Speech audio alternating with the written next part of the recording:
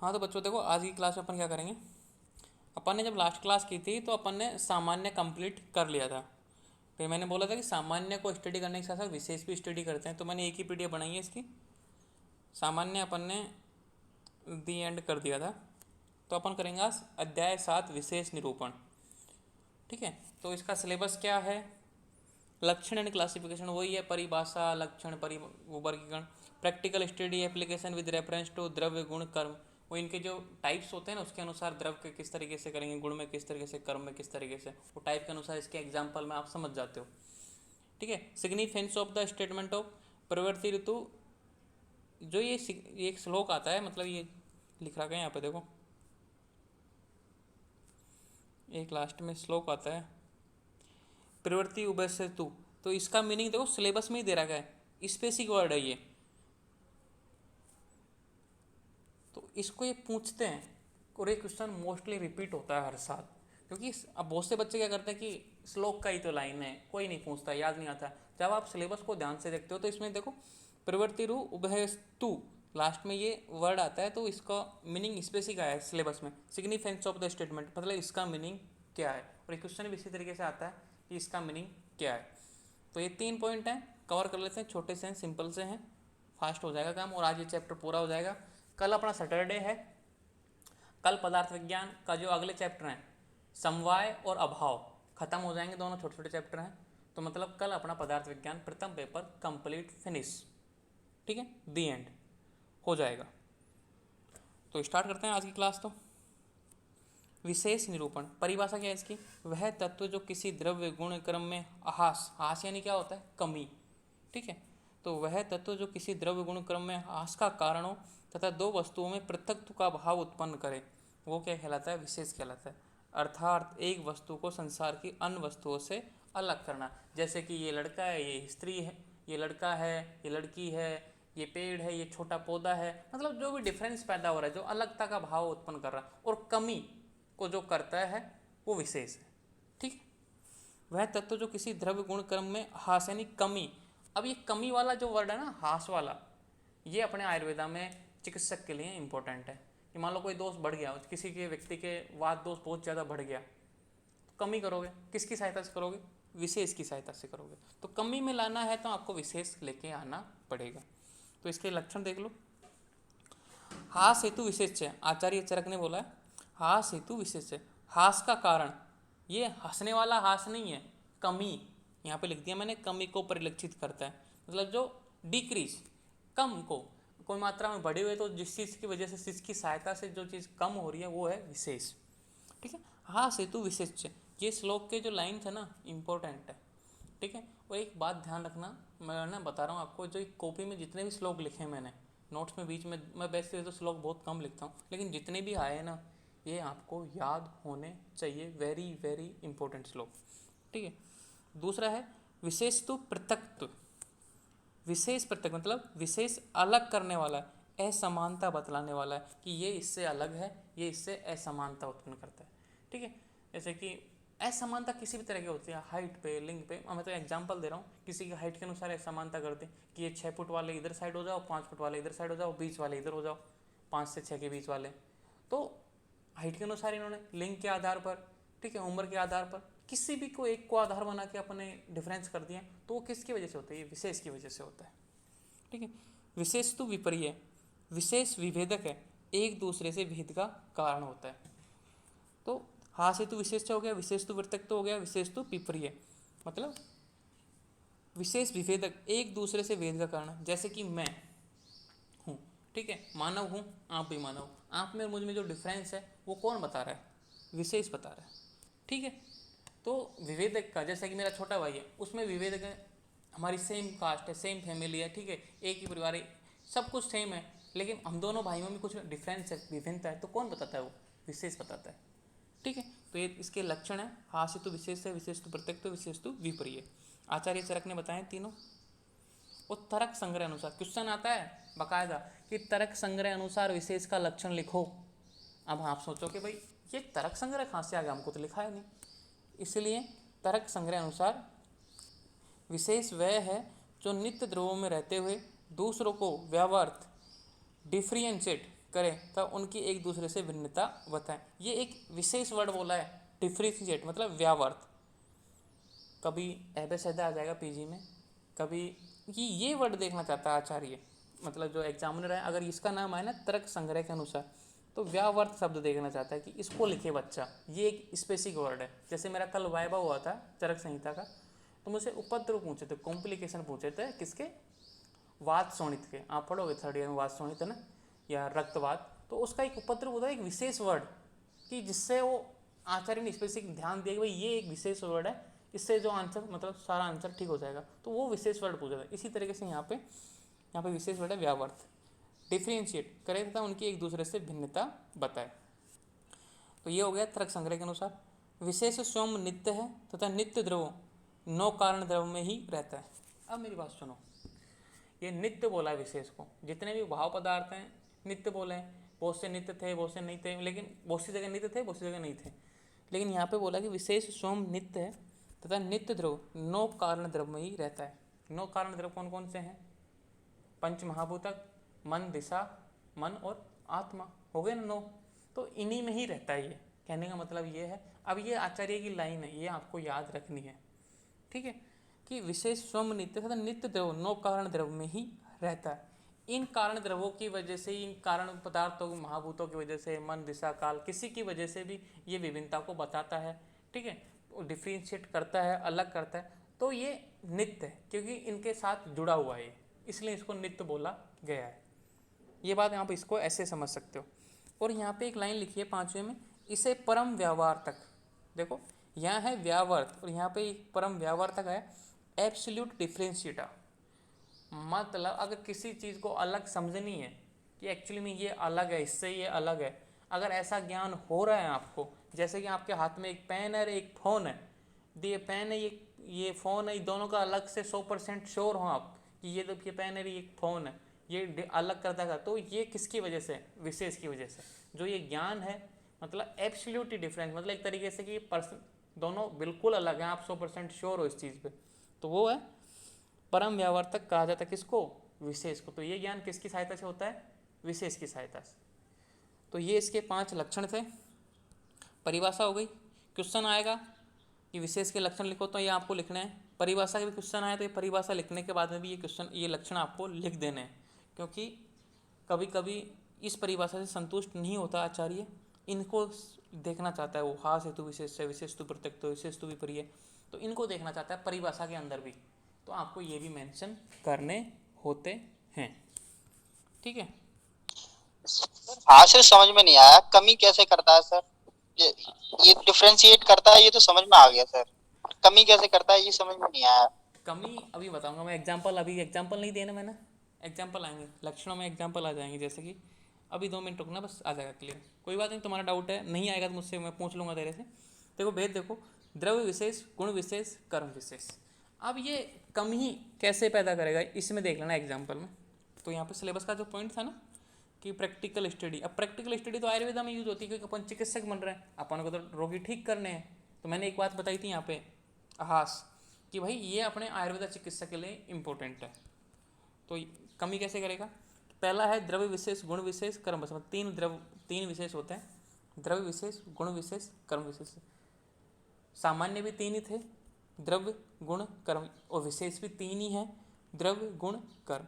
अब द्रव्य विशेष देखो, यह द्रव्य से द्रव में कमी का कारण होता है। अब ये ठीक है, वहाँ परिभाषा में पता लग गया भाई कमी का कारण होता है, लेकिन कैसे? अभी डाउट आया ना कैसे?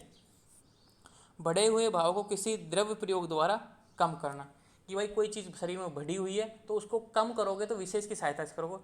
ये भी वही डाउट आ गया भाई कैसे करेंगे, बात तो वही आ रही है ना कैसे। तो एग्जाम्पल में समझो कि मांस अस्थि से विशेष है, अतः अस्थि सेवन से मांस को कम करना। इससे भी आप नहीं समझोगे, ये थोड़ा एग्जाम्पल एक कॉम्प्लिकेटेड है, आप इस चीज़ को समझो। जैसे कि अब मैं समझाता हूँ ईजी वे में। किसी व्यक्ति के मांस बढ़ा हुआ है बहुत ज़्यादा। अब मांस में कौन सा दोष अधिष्ठित है? अगर आपको थोड़ा सा भी नॉलेज है तो मैं बताता हूँ कि जो मांस धातु है उसके साथ कफ बढ़ा हुआ। अगर मान लो कफ के वर्धक आहार आपने घी, तेल, मांस, फैट, मज्जा, इतने मतलब भर भर के खाया, आनुक मांस जो कफ को बढ़ाते हैं, कफ बढ़ा आपकी बॉडी में तो क्या हो गया? मांस जम गया, फैट जम गया, एक तरीके से बहुत ज़्यादा हैवी हो गए, स्थूल्य हो गए। बात समझ में आ गई। अब आप डॉक्टर के पास गए, डॉक्टर बोलेगा भाई इस मांस को कम करना है, लेकिन कैसे? बोले विशेष लेके आओ। अब विशेष का मतलब इसके अपोजिट काम करो। अब द्रव की बात है तो अपोजिट द्रव लाओ, तो मतलब अस्थि खाओ। अस्थि मतलब ऐसे द्रव्यों का सेवन करो। अस्थि में क्या होता है? वात का गुणधर्म होता है, तो कफ के अपोजिट है। ठीक है, तो वात का सेवन करोगे तो ऑटोमेटिक, वात के गुण क्या है? तत्र रुक्ष लघु शीतो खर सूक्ष्म च नील है, तो रुक्षता लाएगा, उस मांस को सुखाएगा। ठीक है, लघुता लाएगा, तो उसके अपोजिट काम करो। सामान्य में क्या था? उसके समानार्थक, उसको बढ़ाना होता, तो समान धर्म वाले द्रवों का सेवन करते। जैसे मांस की कमी थी तो मांस खिला रहे थे, ठीक है, यहाँ पे मांस बढ़ गया तो मांस को कम करना है, तो अपोजिट द्रव। तो अपोजिट द्रव कौन सा है? अस्थि। ठीक है, मतलब बोलते हैं ना कि अस्थि अपन चूसते हैं ना अस्थि को, जैसे किसी ने लेग पीस खाए होंगे चिकन के, एक तरीके से वो वाली बात। तो दूसरा एग्जाम्पल है तेजस सार से कफ की कमी। जैसे कोई व्यक्ति आ गया आपके पास मोटा ताज़ा तरोताज़ा, कि इसके बहुत ज़्यादा फैट जमा हुआ है, तो आप इसके कफ को कम करना है। तो कहने का मतलब कम करना है तो कैसे? अपोजिट द्रव लेके आओ। अपोजिट मतलब इसके अपोजिट गुण वाला। अपोजिट जैसे कि यहाँ पे कफ है, कफ बढ़ गया तो कफ में कमी लेके आओ। कैसे? तेजस यानी क्षार। अब क्षार के गुण क्या है? उष्ण होता है, तीक्ष्ण होता है। उष्णता से क्या होगी? कफ पिघलेगा। तीक्ष्ण से क्या होगा? जल्दी काम होगा। वो तो कफ पिघलेगा तो ऑटोमेटिक पतलापन आएगा, तो कमी हुई ना मोटेपे में। तो इस तरीके से डाउट क्लियर हुआ कि नहीं हुआ? तो अपोजिट द्रव लेके आना है, उसके अपोजिट काम करने वाला। जैसे कोई चीज़ आपको गर्म कर रही है तो उसके अपोजिट चीज़ लेके आओ, ठंडा करने वाली, नॉर्मल आ जाएगा। जैसे किसी व्यक्ति में बहुत ज़्यादा गर्मी हो गई, मतलब एक तरीके से अल्सर टाइप का हो गया, जलन हो रही है पेट में, तो उसको ठंडा नारियल पानी पिलाओ, शीतल जल पिलाओ, होगी ऑटोमेटिक ठंडी, कम होगी ना उष्णता। तो कमी का लाने का जो काम है विशेष। तो ये तीन तरीके से आती है कमी, द्रव्य की वजह से, गुण की वजह से और कर्म की वजह से। तो द्रव्य की वजह से समझ में आ गया, जैसे किसी व्यक्ति के पेट में गर्मी पैदा हो रही है, एक तरीके से जलन हो रही है, तो आप उसको नारियल पानी पिला दो, ठंडा है। तो द्रव्य की वजह से कमी आ गई। अब देखो गुण विशेष, एक दूसरे से अलगाव का बोध कराने वाला। ठीक है भाई, दो चीज़ हैं, दोनों का ये तो आपको पता है, परिभाषा में पता लग गया है कि भाई अलगाव मतलब अलगता को प्रदर्शित करता है। ठीक है, ये तो इजी बात है। गुणों के द्वारा अपने विपरीत गुणों की कमी, यहाँ पे तो द्रव्य के द्वारा थी, यहाँ गुणों के द्वारा। तो अपने आयुर्वेदा में चिकित्सा के लिए क्या यूज है कि भाई गुणों के द्वारा अपने विपरीत गुणों की कमी। जैसे कि वात, रुक्ष शीत लघु वृद्धि में, जैसे किसी व्यक्ति में वात की वृद्धि है, भाई कफ मतलब वात प्रकोपित हो गया।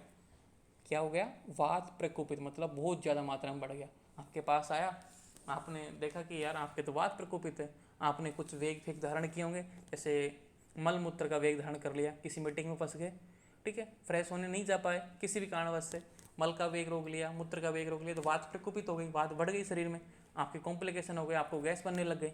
आप डॉक्टर के पास गए, डॉक्टर ने देख के बता दिया भाई इसके वात बढ़ी हुई, इसको कम करना है। तो कैसे करेगा? उसके पास तीन ऑप्शन है विशेष। अब विशेष कितने प्रकार का होता है? तीन। या तो कोई ऐसा द्रव्य खिलाओ जिससे वात कम हो जाए, या फिर कोई ऐसे गुण वाले द्रव्य खिलाओ जिससे वात कम हो जाए, या फिर ऐसा कर्म करे हो जिससे वो वात कम हो जाए।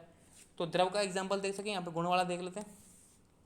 जैसे कि भाई रुक्ष शीत वाले से वृद्धि है, मतलब वात की वृद्धि है, तो उसके विपरीत गुण वाले तेल, स्निग्ध उष्ण गुरु।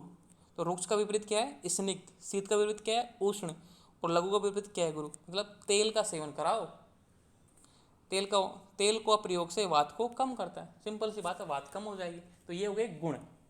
यहाँ पे तो था बिल्कुल सेम समान द्रव्य, मतलब अपोजिट द्रव।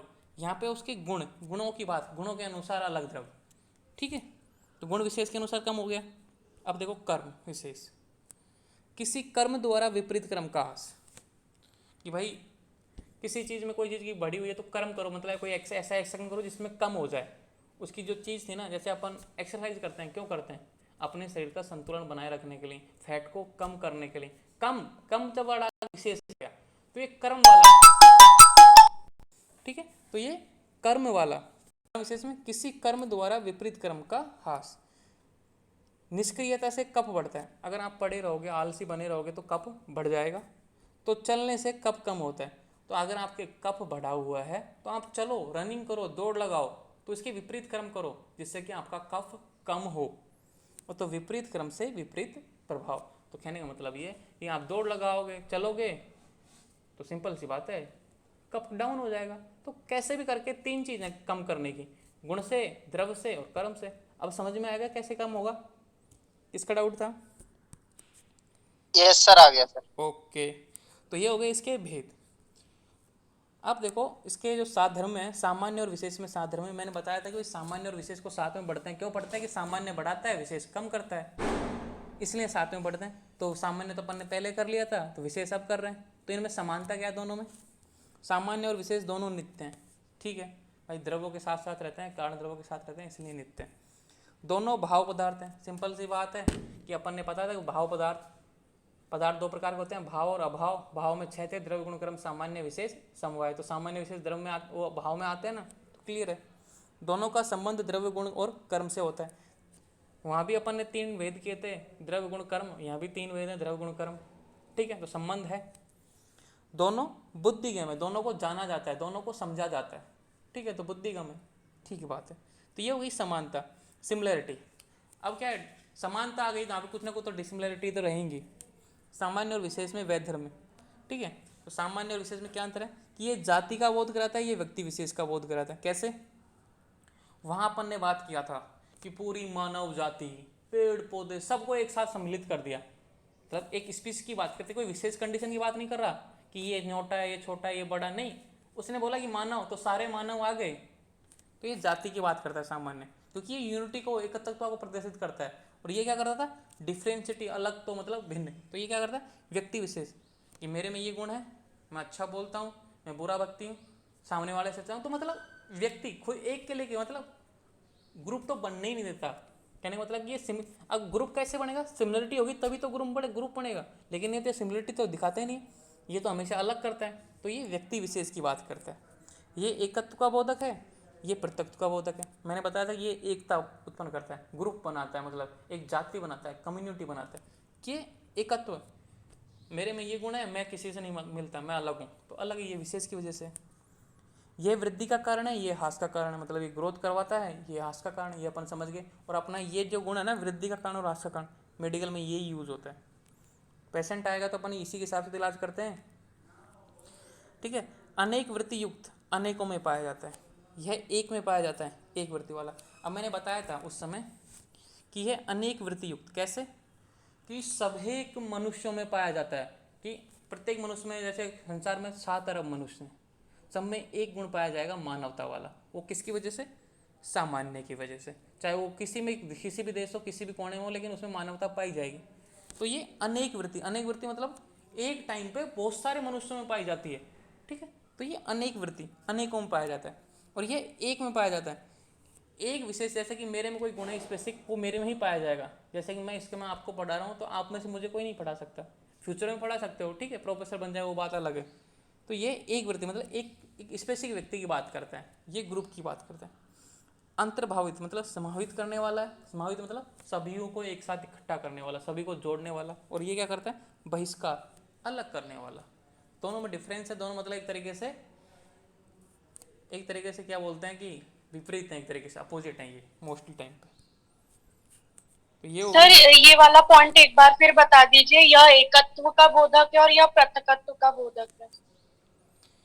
ये एकत्व का बोधक है, ये पृथकत्व का। मतलब मैंने बताया था कि भाई सामान्य यानी क्या होता है कि सामान्य सभी जितने भी, जैसे कि यहाँ पे मैंने बताया कि आप स्त्री हो, मैं पुरुष हूँ, मैं लड़का हूँ या आप लड़की हो, ये ऐसा नहीं करता।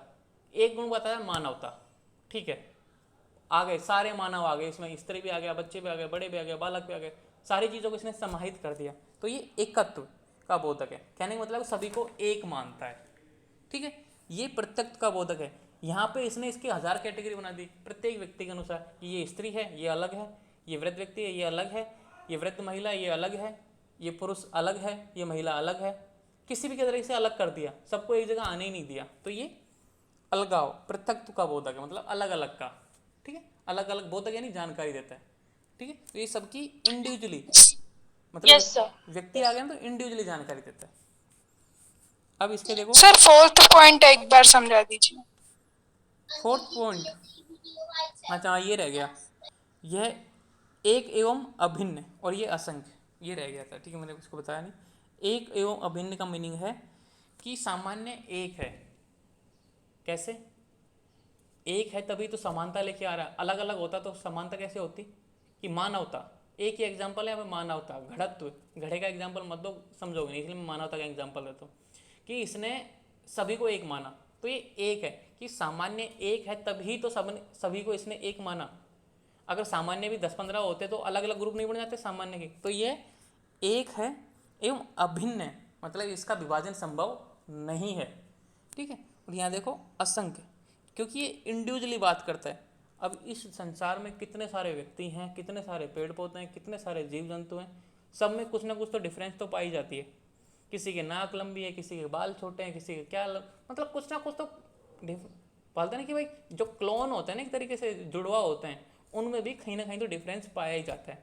किसी की सोच में नहीं मिलती, मतलब दो जुड़वा हैं, उनकी सेम शकल है, संग रूप है, लेकिन कुछ की सोच अलग है, तो हो गई ना विभिन्नता। तो ये इंडिविजुअल मतलब असंख्य, तो जितने प्राणी, जितने साधन, जितने जीव जंतु, उतने ही विशेष। क्लियर? Yes sir. ओके। अब देखो आयुर्वेद में सामान्य विशेष की उपयोगिता क्या है भाई? सामान्य विशेष की उपयोगिता, लोक पुरुष साम्य अनुसार जगत में जो भाव है वही पुरुष में भी है। आपने फिजियोलॉजी का फर्स्ट चैप्टर पढ़ा होगा, एनाटॉमी का फर्स्ट चैप्टर पढ़ा होगा, वहाँ पे लोक पुरुष साम्य सिद्धांत आपको बताया होगा टीचरों ने। लोक पुरुष साम्य सिद्धांत क्या है? कि भाई जो संसार में है वो अपने शरीर में है, कि संसार भी पंच महाभूतों से बना है, अपना शरीर भी पंच महाभूतों से बना है, ठीक है। संसार में कोई चीज़ मान लो बढ़ रही है तो अपने शरीर में भी बढ़ेगी, मतलब इफेक्ट पड़ता है दोनों, तो वातावरण का इफेक्ट अपनी बॉडी पे पड़ता है, सिंपल सी बात ये। तो लोक पुरुष साम्य अनुसार, लोक यानी ये जो संसार है जो अपन देख रहे हैं, वो पुरुष यानी अपनी बॉडी कि साम्य अनुसार भाई दोनों में समानता है। जगत में जो भाव है वही पुरुष में भी, मतलब जो जगत में है वो पुरुष में भी है। 5 भौतिक सृष्टि तथा 5 भौतिक शरीर अर्थात लोक व शरीर में परस्पर साम्य अवस्था है। कहने का मतलब कि पंच महाभूतों से संसार बना है, पंच महाभूतों से अपन बने, तो सिमिलरिटी है, समानता है, कोई टेंशन वाली बात नहीं है। इस शरीर में जिन जिन महाभूतों की कमी या वृद्धि होती है उनकी पूर्ति हेतु उस महाभूतक पदार्थों का सेवन कराया जाता है, यही सामान्य विशेष चिकित्सा का सिद्धांत है। तो एक लाइन में क्लियर कर दिया इन्होंने कि भाई अपने शरीर में मान लो कि कोई चीज़ कमी पड़ गई, और अपन ने अभी अष्टांग हृदय में पढ़ा थे पंच महाभूत, पंच महाभूतों के जो गुण थे वो पढ़े थे, द्रव्यों के गुण, जलीय द्रव्यों के गुण है, वायु महाभूत के गुण, जिन बच्चों ने पदार्थ अष्टांग की क्लास में उनको पता होगा। तो ये बोल रहा है कि इस शरीर में जिन जिन महाभूतों की कमी होगी, किसी के मान लो कि पाचन शक्ति की कमी हो गई, मतलब उष्णता की कमी हो गई, उष्णता मतलब अग्नि महाभूत की कमी हो गई, क्योंकि उसका खाना नहीं पच रहा सही ढंग से। कहने का मतलब कि उष्णता की कमी, उष्णता का मतलब पित्त की कमी, पित्त का मतलब अग्नि महाभूत की कमी, तो डायरेक्टली इनडायरेक्टली 5 महाभूतों पे बात आती है। तो अब अपन ऐसी चीज़ों का सेवन करेंगे अपन जिससे कि, अब ये ऐसी चीज़ कहाँ से लेंगे? तो ये बोलता है कि इस शरीर में जिन जिन महाभूतों की कमी या वृद्धि होती है उनकी पूर्ति हेतु, जो भाई अब अग्नि की कमी हो गई तो इसकी अग्नि की कमी पूर्ति कैसे करेंगे? तो ऐसे द्रवों का सेवन करेंगे जो अग्नि को बढ़ाएं, अग्नि महाभूत को बढ़ाएं। अग्नि महाभूत बढ़ेगा तो पित्त बढ़ेगा, पित्त बढ़ेगा तो जठराग्नि बढ़ेगी, जठराग्नि बढ़ेगी तो खाना पचेगा, सिंपल सी बात ये। अब ऐसी चीज़ें कहाँ से मिलेंगी? संसार से मिलेंगी, क्योंकि अपने शरीर में वही पंच महाभूत हैं, बाहर भी पंच महाभूत हैं। बस अपन को ऐसी औषधियों की नॉलेज होनी चाहिए कि जिनसे, जैसे कि कटु हो गया, त्रिकटु हो गया, लवण हो गया, ये ऐसी चीज़ें हैं, पंचकोल हो गया, ये ऐसी चीज़ें जिनके सेवन से अग्नि बढ़ती है। तो पूर्ति हेतु उस महाभूत पदार्थों का सेवन कराया जाता है, यही सामान्य विशेष का सिद्धांत है। ये तो इसका सिद्धांत, आप समझो इस चीज़ को। शरीर में त्रिदोष धातुएं मल आदि में साम्यता बनाए रखने के लिए सामान्य विशेष का ज्ञान आवश्यक है। जैसे कि किसी के यहाँ पे देखो वर्ड आया है त्रिदोष, किसी का मान लो कि वात दोष बढ़ गया, अब आपको मान लो आपके पास पेशेंट आया, आप उसको कम करना चाहते हो, ठीक है, विशेष अपनाओगे, क्लियर बात है।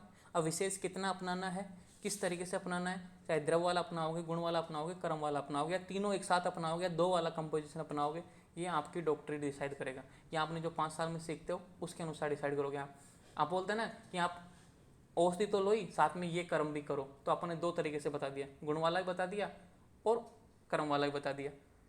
जैसे किसी व्यक्ति के धातु, किसी के मान लो कफ धातु बढ़ गया, मतलब वो नहीं, वो मेद धातु बढ़ गया, मांस धातु बढ़ गया, गांठें बन गई शरीर में, तो आप उसको ट्रीटमेंट बताओगे भाई कम करना है, मांस को कम करना है, तो विशेष लेके आओगे, ठीक है। तो विशेष 3 तरह के हैं, आप किस तरह का ट्रीटमेंट सजेस्ट करोगे, उसको कौन सी औषधि सजेस्ट करोगे वो आपके ऊपर है, चाहे द्रव वाला, गुण वाला, कर्म वाला, ठीक है। कोई व्यक्ति पेशेंट ऐसा आया कि जिसके मान लो कफ कम ही है, बिल्कुल सूख गया, उसके मांस है ही नहीं, उसके कफ है ही नहीं, तो आप उसको आपको बढ़ाना चाहते हो तो आप सामान्य अपनाओगे।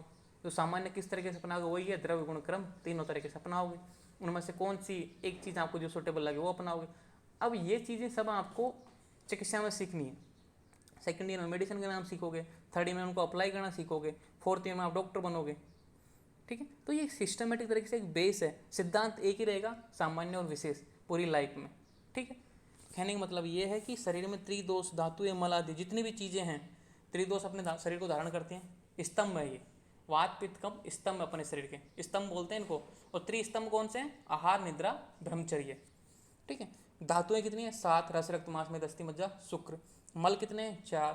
ठीक है, मूत्र पुरुष स्वेद और 3, मूत्र पुरुष और स्वेद 3।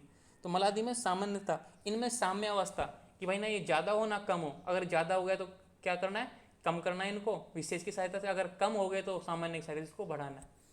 तो सामान्य बनाए रख लेंगे, सामान्य विशेष का ज्ञान आवश्यक है। वो तो डीप बात है, ये आप चिकित्सा सीख रहे हो एक तरीके से। शरीर में धातु मल दोषों की 6 वृद्धि होने पर उनके समान असमान गुणों वाले आहार का सेवन किया जाता है। सिंपल सी बात है कि भाई कोई चीज़ की कमी हो गई तो बढ़ा दो उसको, और कोई चीज़ बढ़ गया तो उसको कम कर दो। वही सिद्धांत है सामान्य और विशेष, सामान्य से बढ़ता है, विशेष से घटता है। तो एग्जाम्पल देखो, शुक्र 6 में शुक्र के समान गुण वाले पदार्थों का सेवन कराया जाना, तो ये किसका एग्जाम्पल है, सामान्य गुण का, क्योंकि गुण वाली बात कर रहे हैं। अगर मान लो कि यहाँ पे शुक्र ही खिलाता है साथ में कि भाई शुक्र की कमी हो गई तो शुक्र ही खा, जैसे कि नक्रतस्य मगरमच्छ का शुक्र, ठीक है, उसका सेवन कराते तो ये हो गया द्रव सामान्य। यहाँ पे ये गुण सामान्य की बात कर रहा है। यदि कोई स्थूल्यवर्धक द्रव्य गुण क्रम के सेवन से अति मेदस्वी अथवा स्थूल शरीर को प्राप्त हो गया है, उस दिशा में उसे विशेष सिद्धांत अनुसार स्थूल्य नामक द्रव्य गुण क्रम का सेवन कराया जाएगा, जिससे स्थूलता में नाश होगा। यहाँ पे ये लाइन में बोल रहा है, यहाँ पे जिसने सामान्य को समझा दिया, यहाँ पे इसने विशेष को समझा दिया। कहने का मतलब ये है कि कोई व्यक्ति ऐसा था जिसने कुछ ऐसा खाया जिससे वो मोटा हो गया, तरोताज़ा हो गया, पुष्ट हो गया और बहुत ज़्यादा फैटी हो गया। लास्ट में उसको क्या हुआ, उस दिशा में उसे विशेष सिद्धांत स्थूलनाशक, तो विशेष सिद्धांत अनुसार उसमें कमी लानी है। तो द्रव्य या तो द्रव्य खिलाओ ऐसा जिसकी वो मांस में कमी हो, जैसे कि अस्थि सेवन। गुण में जैसे कमी करो, जैसे कि वात वर्धक वाले, वात को बढ़ाने वाले। ठीक है, वात का सेवन करोगे तो ऑटोमेटिक कफ नाश होगा। कर्म कि उसको एक्टिविटी करने बोलो, एक्सरसाइज करने बोलो, योग करने की बोलो, ऑटोमेटिक कफ का नाश होगा। तो सेवन कराया जाएगा, इससे स्थूलता में ह्रास होगा। अब आपके ऊपर डिपेंड है कि आप उसको तीनों टास्क एक साथ दे सकते हो या इनमें से एक ही दे सकते हो। बोलोगे भाई तू तो एक्सरसाइज कर, कुछ खा पी मत, ओनली एक्सरसाइज कर, तेरा कफ कम हो जाएगा। तो आपके ऊपर डिपेंड करता है, आप पेशेंट की स्थिति देख के आप बता सकते हो कि इसको क्या कौन सी औषधि देनी है। इन तीनों में से द्रव वाली देनी है, गुण वाली देनी है, कर्म वाली देनी है। ठीक है, अब देखो 5वां, आयुर्वेद मत अनुसार हेतु विपरीत, व्याधि विपरीत या हेतु व्याधि उभय विपरीत। हेतु विपरीत क्या होता है, मैंने अभी बात की थी वहाँ पर चैप्टर नंबर 9 में 8 में अष्टांग हृदय में। हेतु विपरीत क्या होता है, जिस वजह से रोग उत्पन्न हुआ है उस चीज़ को छोड़ दो। जैसे मैंने बताया था वहाँ पे दही खाने से आपको एलर्जी हो रही है तो दही को छोड़ दो, ये सबसे बेस्ट तरीका है। जैसे किसी को बीड़ी पीने से, सिगरेट पीने से कफ आ रहा है, खांसी आ रही है, तो बीड़ी पीना छोड़ दो। ठीक है, किसी को ऐसे कोई काम करने से सफोकेशन हो रहा है कमरे में बैठने से, तो वहाँ पे बैठना ही छोड़ दे, खुले वातावरण में जाके बैठे। तो ये होता है हेतु विपरीत। व्याधि विपरीत क्या होता है, जैसे बुखार बन गया, शरीर तप रहा है, तो औषधि ले लो। सीधी सी बात है, जैसे कि संजीवनी बटी ले ली, जो योग होते हैं चिकित्सक ने बनाए, भाई संजीवनी बटी खाने से बुखार हो जाता है, तो व्याधि विपरीत। तो विभिन्न जो अलग अलग तरह की बीमारियाँ हैं तो उनके अनुसार औषधियाँ बनाई हुई हैं, योग बनाए हुए हैं। आप पढ़ोगे 3rd ईयर में, भाई इसमें ये काम करेगी। जैसे आपके जुकाम हो गई, ठीक है, जुकाम में क्या करोगे, गोजीवादी क्वाथ ले लो, क्योंकि ये व्याधि विपरीत है, ये इस बीमारी में काम करता है, ऐसा आचार्यों ने लिखा और वो एक्चुअली में काम करता है। जैसे अपन बोलते हैं ना बुखार बन गया पीसीएम ले लो, तो हो गए व्याधि विपरीत, मतलब टैबलेट लेना एक तरीके से व्याधि विपरीत। ठीक है, और हेतु व्याधि उभय विपरीत कहने का मतलब कि आप उस कारण को भी छोड़ दो जिसकी वजह से रोग उत्पन्न हुआ और साथ में ट्रीटमेंट भी लो, मतलब गोली भी लो, टैबलेट भी लो। ये हो गया हेतु व्याधि उभय विपरीत, मतलब दोनों साथ में करो। आप जिस वजह से रोग हुआ ना वो भी छोड़ दो और साथ में ट्रीटमेंट भी उसका लो, उसकी टैबलेट भी आप साथ में लो। तो औषध, अन्न और व्यवहार का उपयोग ही चिकित्सा का आधार है। अतः आयुर्वेद में सामान्य विशेष सिद्धांत की सर्वकामना उपयोगिता, मतलब सभी जगह उपयोगिता सिद्ध होती है। अगर ट्रीटमेंट कर रहे हो, कोई भी चीज़ है, दोषों को साम्य अवस्था में लाओगे तो ये तो ट्रीटमेंट होगा। कोई सा भी दोष देख लो संसार में, आप आयुर्वेदा में ये बात सीख लो, कोई भी दोष हो, कोई भी रोग हो, बिना दोष की विकृति के नहीं होगा। दोष की विकृति है तो दोष को साम्य अवस्था में लिया, और साम्य अवस्था में कैसे लाओगे? सामान्य और विशेष सिद्धांत से ही साम्य अवस्था में आएंगे। कहने का मतलब यही है कि भाई पग पग पर सामान्य विशेष की उपयोगिता पड़ती है। ठीक है, तो ये हो गए आयुर्वेद में सामान्य विशेष की उपयोगिता। अब मैं क्लास को डिसमिस कर रहा हूँ, दोबारा से ज्वाइन होना थोड़ी देर, है ना, तुरंत ही ज्वाइन हो जाना। अपन करेंगे यहाँ से सामान्य विशेष सिद्धांत के मुख्य बिंदु।